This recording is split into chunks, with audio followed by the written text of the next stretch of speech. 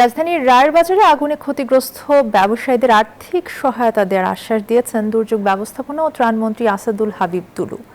বুধবার সন্ধ্যা 7টায় রায়ের বাজারের বেড়িবাঁধে কৃষি মার্কেটে পরিদর্শনে যান তিনি। এ সময় তিনি ক্ষতিগ্রস্ত ব্যবসায়ীদের সাথে কথা বলেন এবং তাদের ক্ষতি পর্যবেক্ষণ করেন। বুধবার দিবাগত ভোর 3:30টার দিকে মার্কেটটিতে আগুন লাগে। পরে ফায়ার সার্ভিসের 6টি ইউনিট ঘটনাস্থলে গিয়ে আগুন নিয়ন্ত্রণে আনে। ফায়ার সার্ভিস জানিয়েছে, মার্কেটে প্রায় 150টি পাইকারি আড়ত আছে। এর মধ্যে 46টি দোকান সম্পূর্ণ পুড়ে গেছে। আমাদের মন্ত্রণালয়ের পক্ষ থেকে আমরা এসেছি, আমি সরজমিনে দেখে গেলাম। আমরা যেহেতু 2 দিন বন্ধ রয়েছে, 3 দিন বন্ধ রয়েছে, আমরা তালিকা করতেছি আমাদের পক্ষ থেকে যতটুকু পারি এই অসহায় দুর্দশাগ্রস্ত মানুষের পাশে আমরা থাকব এবং পাশাপাশি সিটি কর্পোরেশনকে আমরা বলবো তাদের পক্ষ থেকে সহযোগিতা করবে এবং তারা যাতে ব্যবসা ঘুরে আবার দাঁড়াতে পারে সেজন্য ব্যাংকেরও সহায়তা দেওয়ার ব্যবস্থা আমরা করব।